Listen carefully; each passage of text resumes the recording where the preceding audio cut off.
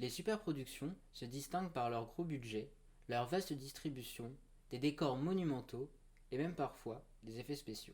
Les limites techniques réduisaient les ambitions des réalisateurs. Ils vont alors se lâcher dès que le progrès arrive. C'est de l'Europe que le cinéma tire ses racines épiques, comme en Italie, où les réalisateurs tirent d'un passé classique des films extravagants. Enrico Gazione va engager plus de 5000 figurants pour son film en 9 bobines, Covadis, se déroulant dans la Rome des premiers chrétiens.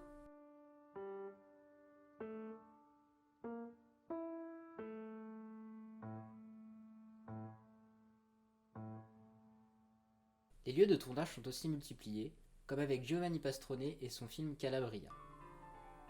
Le film dure pas moins de 3 heures, des centaines d'acteurs, des décors hallucinants.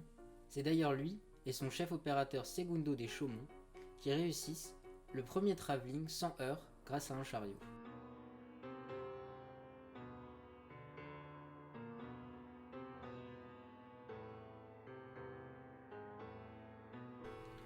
De Chaumont était un maître des effets d'optique. Il a d'ailleurs bossé sur Napoléon, qui exploite intensivement les techniques de caméra. Les péplums italiens ont beaucoup influencé les productions américaines, notamment Cécile B. DeMille. Spectacle de 136 minutes qui retrace la vie biblique de Moïse.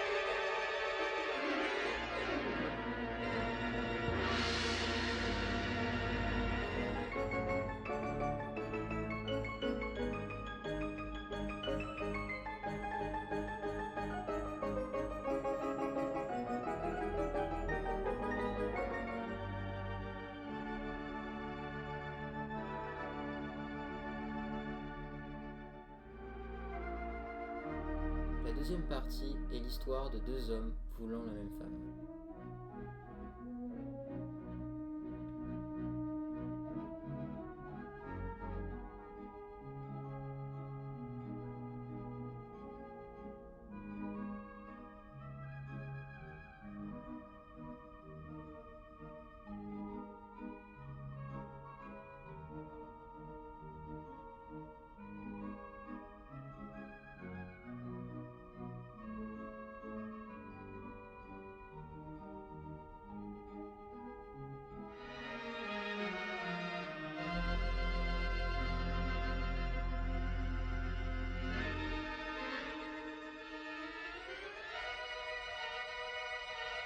Un remake sortira en 1956.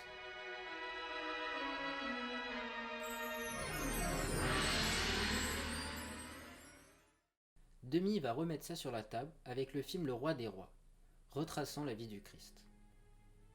C'est une super production aux milliers de figurants. Le film comporte plusieurs scènes colorisées grâce au Technicolor 2 ainsi que la technique Handschegel, qui sont des colorisations faites main.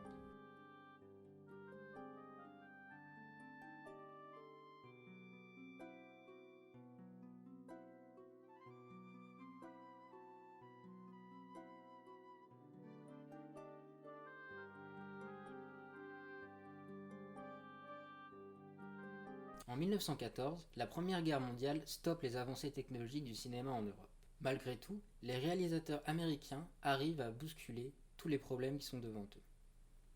D.W. Griffith sort en 1915 le film Naissance d'une nation, saga sur la guerre de sécession, innovant la technique et apportant un nouveau style narratif. Pour autant, les États-Unis ne se tenaient pas à l'écart de l'Europe. Le film montre l'horreur de la guerre.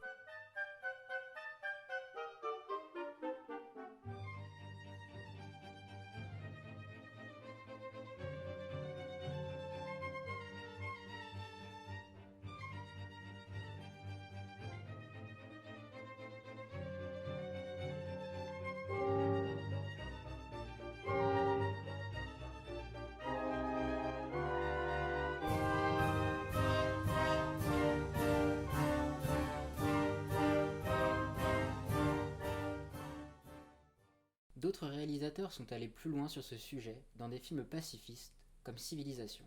Ince était un titan de l'industrie cinématographique. En tant que réalisateur, il a précisé les rôles de production ainsi que de chargé de production. Il a participé au développement de beaucoup de studios hollywoodiens et en 1915, il crée la Triangle Motion Picture Company, l'un des premiers gros studios indépendants d'Hollywood. C'est alors à Los Angeles qu'Ince crée Inceville, premier studio digne de ce nom, dont il tourna notamment Civilisation.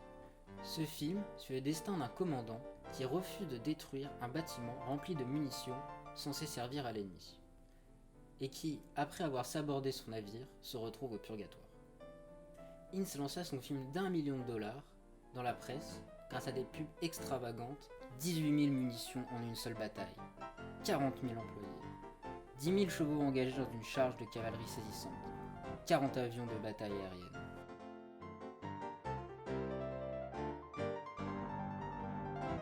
Le film fut un énorme succès, mais sa description sanglante de la guerre le fit interdit en salle en 1917, quand la guerre arriva. Après la guerre, des réalisateurs comme Fritz Lang feront impression en Europe, avec des films comme Nibelungen. En premier, nous avons la mort de Siegfried, qui est inspiré du poème épique du XIIIe siècle qui relate l'histoire du guerrier teutonique Siegfried.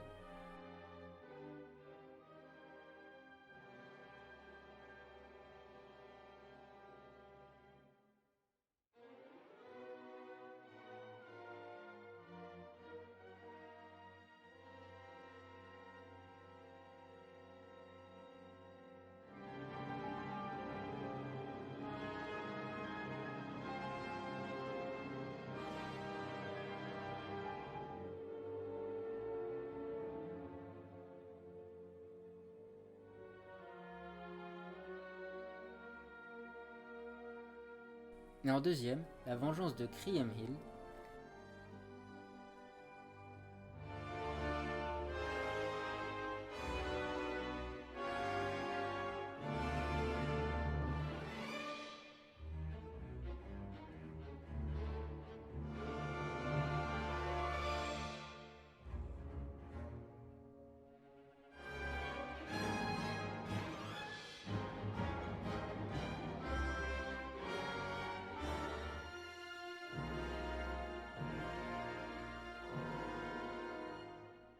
Pour les deux films, une production luxurieuse au décor hallucinant pose les bases des superproductions fantastiques. C'est cependant un film sur la Première Guerre mondiale qui obtiendra le plus gros succès commercial du cinéma muet.